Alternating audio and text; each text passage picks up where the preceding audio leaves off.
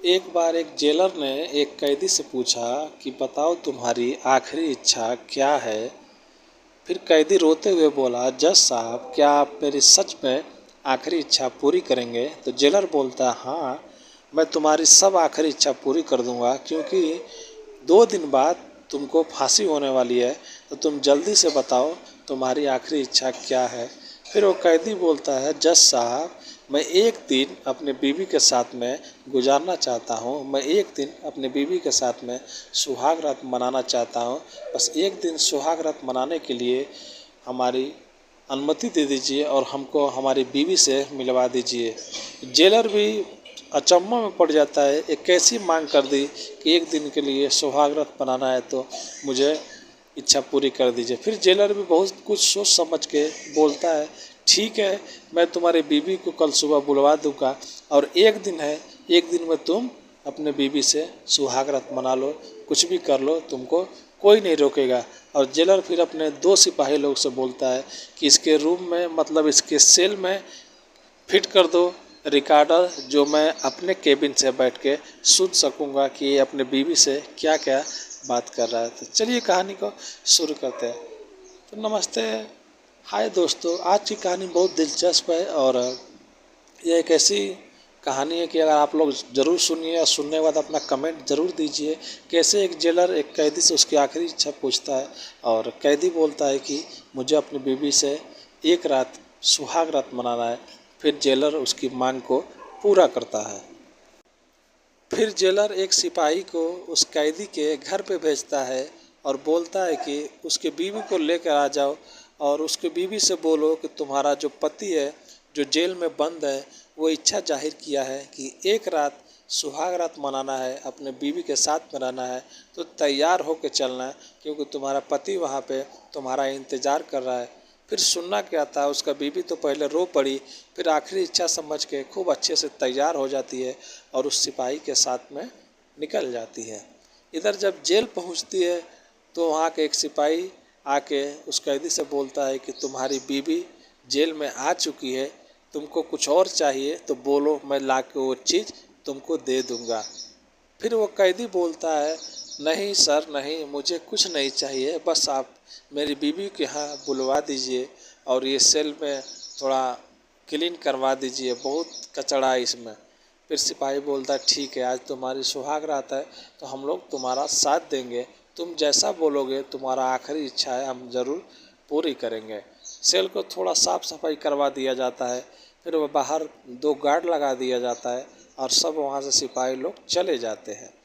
फिर होता ये रहता है कि जेलर जो रहता है अपने केबिन में बैठ के इन लोगों की बातें सुनने के लिए चाय लेके बैठा रहता है और साथ में 1-2 सिपाही और भी बैठे रहते हैं कि वो लोग क्या क्या बात कर रहे हैं, क्या कर रहे हैं, सब चीज़ हम लोग इधर सुनेंगे।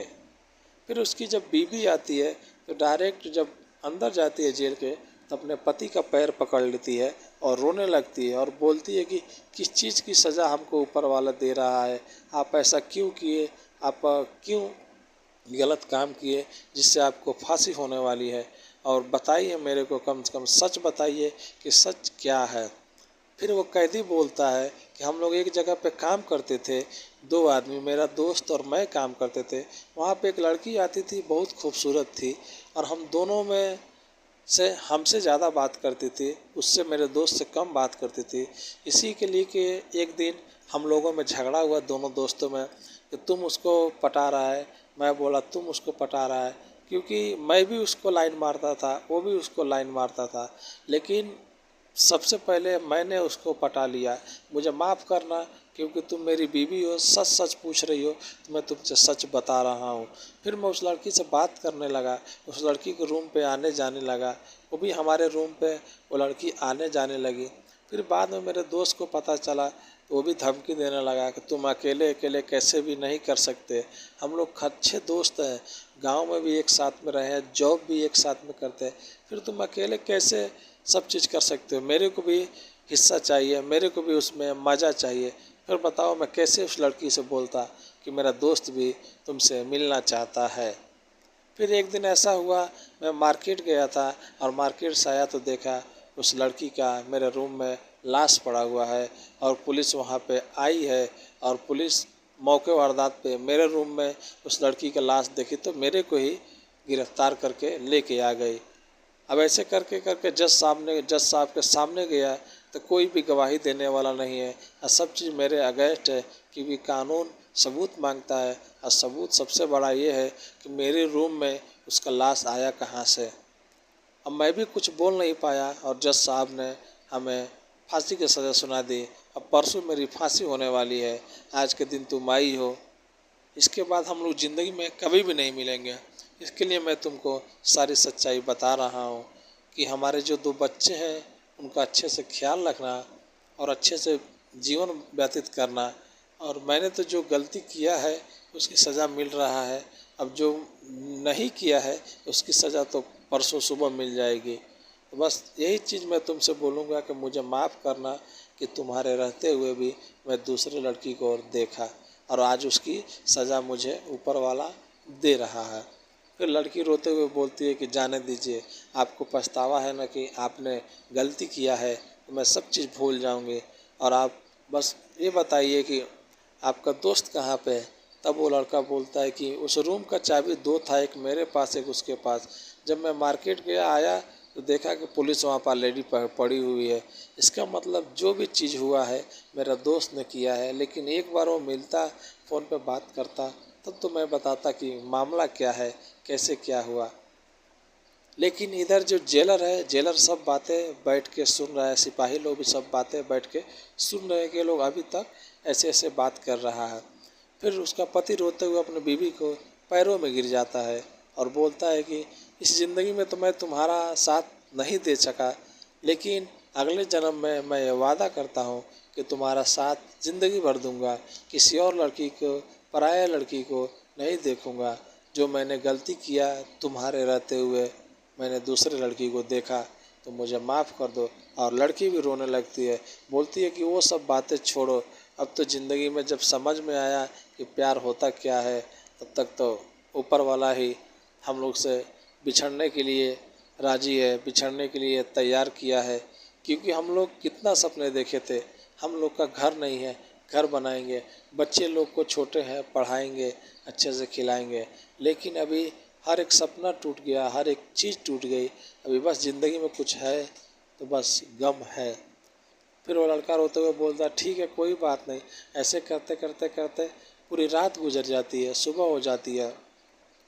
फिर पूरा इधर जेलर भी सुन सुन के बेचारा वो भी नर्वस हो जाता है, इमोशनल हो जाता है। पुलिस वाले भी बेचारा इमोशनल हो जाते हैं, क्योंकि इसने वो कत्ल किया नहीं है, अपने बीवी से सच सच बोल रहा है, सब ऑटोमेटिक रिकॉर्डिंग में है। फिर वहाँ का जो जेलर रहता है वो बेचारा बहुत अच्छा रहता है, अपने स्तर से उच्च अधिकारी लोग से, जज साहब लोग से और लोगों से बात करके बताता है। वो ऑडियो रिकॉर्डिंग जो रहता है उसको वायरल करता है कि बाद में इस बेचारे को फांसी मत हो जाए, क्योंकि 100 बेगुनाह छूट जाए, लेकिन 100 गुनाहगार छूट जाए, लेकिन एक बेगुनाह को फांसी नहीं होना चाहिए, उसके साथ में गलत व्यवहार नहीं होना चाहिए। इसके वजह से वो लड़की अपने घर चली जाती है और अगले सुबह इस लड़के को फांसी होनी रहती है।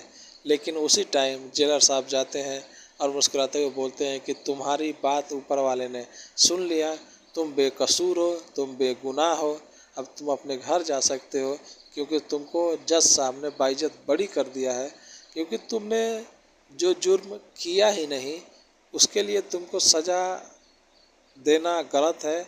और हम लोग से भी गलती हो गई, जो गलती हुई है कि वो माफ़ करना। अब तुम अपने ज़िंदगी में अच्छे से रहना, अपने गांव में रहना, लेकिन दोबारा किसी भी लड़की के चक्कर में नहीं पड़ना। तुम्हारी बीवी बहुत अच्छी है, तुमसे बहुत प्यार करती है, तुम्हारे बच्चे हैं, तुम्हारे माता पिता हैं, इसके लिए बोल रहा हूँ तुमको कि तुम अच्छे से रहो और दोबारा ये सब काम नहीं करना। और अपना दोस्त का नंबर दो, अब हम लोग पता लगाएंगे तुम्हारा दोस्त कहाँ पे है, और सब किरा कराया उसी का है, अब उसको गिरफ्तार करके उसको जेल में रखा जाएगा। तो आज की कहानी यही थी मेरे दोस्तों। कहानी कैसी लगी कमेंट करके ज़रूर बताइए।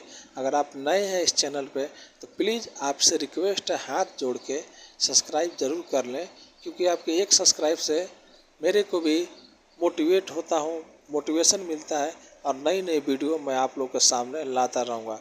अभी मैं चलता हूँ, धन्यवाद।